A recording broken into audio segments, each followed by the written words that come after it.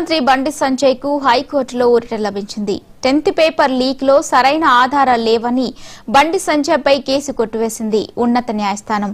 April 2023లో 10th Hindi paper leak చేశారని బండిపై ఆరోపణలు వచ్చాయి.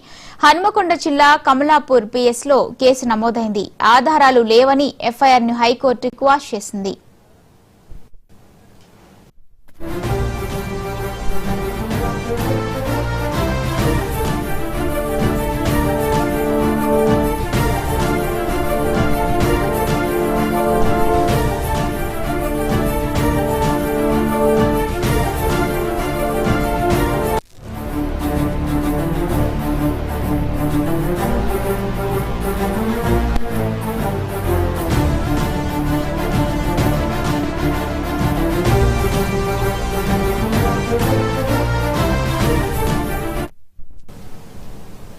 కేంద్ర మంత్రి బండి సంజయ్ కు హైకోర్టులో ఊరట లభించింది. ఇదే అంశంపై మరిన్ని అప్డేట్స్ మా స్పెషల్ కరెస్పాండెంట్ దుర్గేష్ అందిస్తారు. దుర్గేష్, చెప్పండి.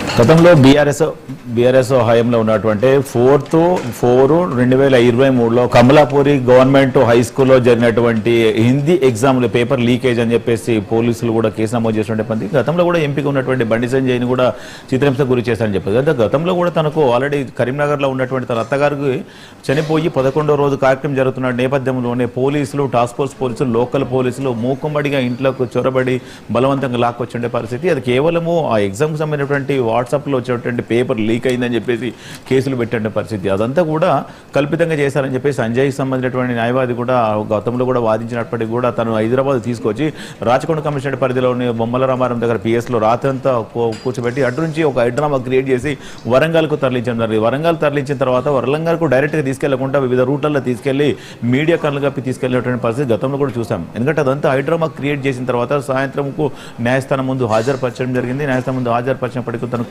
జ్యుడిషియల్ రిమైండ్ విధించిన పరిస్థితి. తెల్లారి మళ్ళీ బెయిల్ పిటిషన్ దాఖలు చేసుకుంటే బెయిల్ కూడా వచ్చిన పరిస్థితి. అంతా కూడా చూసినట్టయితే ఈ పేపర్ లీకేజ్ కనుక హిందీ పేపర్ ఏదైతే లీకేజ్ జరిగిందో అక్కడ వచ్చినటువంటి టైము అండ్ ఇది వాట్సాప్లో వేసినటువంటి టైం అవన్నీ కూడా మ్యాచ్ అయినట్టు చూసినాడు. ఎక్కడ టైం ఏదైతే అయిందో ఆల్రెడీ ఒక పేపర్ ఎగ్జామ్లోకి వెళ్ళిన తర్వాత గంటన్నర తర్వాత ఇచ్చి వెళ్ళిపోవచ్చు. కనుక తను ఆల్రెడీ జరిగిందంతా కూడా ఒక 1 hour తర్వాత నీ వాట్సాప్ గ్రూప్లో వచ్చిన పరిస్థితి. తను ఆల్రెడీ హిందీ ఎగ్జామ్కి సంబంధించిన పేపర్ తనకు సంబంధించిన బంధువులు లేరు, తన పిల్లలు ఎగ్జామ్ రాసేటువంటి పరిస్థితులు ఎవరు కూడా తను కేవలం చూసినందుకు తన మీద అక్రమ కేసులు పెట్టారని చెప్పి బండి సంజయ్ చెప్పారు. అంతా కూడా టెక్నికల్ ఎవిడెన్స్ కూడా పోలీసులు కూడా ఇవ్వలేకపోయినటువంటి నేపథ్యంలోనే హైకోర్టులో కేసు అంతా కూడా కొట్టేసేటువంటి పరిస్థితి. తను ఆల్రెడీ ట్వీట్ కూడా పెట్టడం జరిగింది. వాళ్ళు ఆల్రెడీ ఒక కేసులో కూడా నాంపల్లి కోర్టుకు వచ్చినటువంటి నేపథ్యంలో కూడా మాట్లాడినప్పటికీ కూడా కేసు గురించి మాట్లాడితే కూడా చెప్పడం జరిగినటువంటి పరిస్థితి. తను కూడా ఆల్రెడీ తను ఒక ఎక్స్ట్రా కూడా పోస్ట్ చేయడం జరిగింది. ఎందుకంటే ఆల్రెడీ గతంలో కమలాపూర్ పోలీసులు కేసు నమోదైతే వరంగల్కు తీసుకొచ్చిన దాన్ని ఏందని కూడా గతంలో కూడా ఇబ్బంది చెప్పొచ్చు. ఎందుకంటే ఆల్రెడీ జరిగిందంతా కూడా కరీంనగర్ జిల్లా కమలాపూరి ప్రభుత్వ స్కూల్లో జరిగినటువంటి ఎగ్జామ్ లీక్ అయిందంటే కరీంనగర్లో కేసు నమోదు చేయాల్సింది కరీంనగర్నే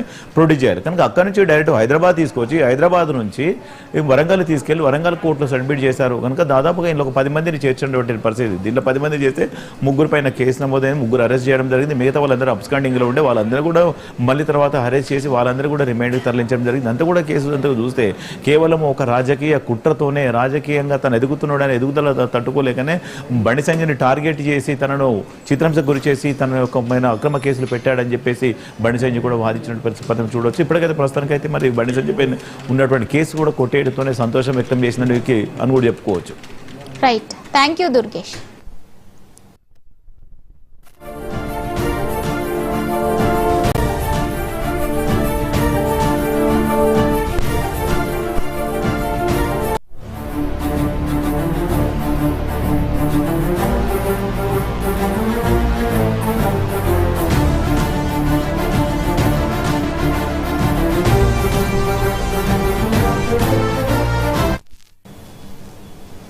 కేంద్ర మంత్రి బండి సంజయ్ కు హైకోర్టులో ఊరట లభించింది.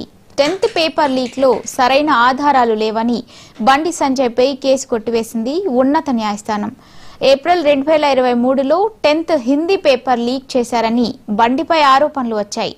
హన్మకొండ జిల్లా కమలాపూర్ పిఎస్ లో కేసు నమోదైంది. ఆధారాలు లేవని ఎఫ్ఐఆర్ ను హైకోర్టు క్వాష్ చేసింది.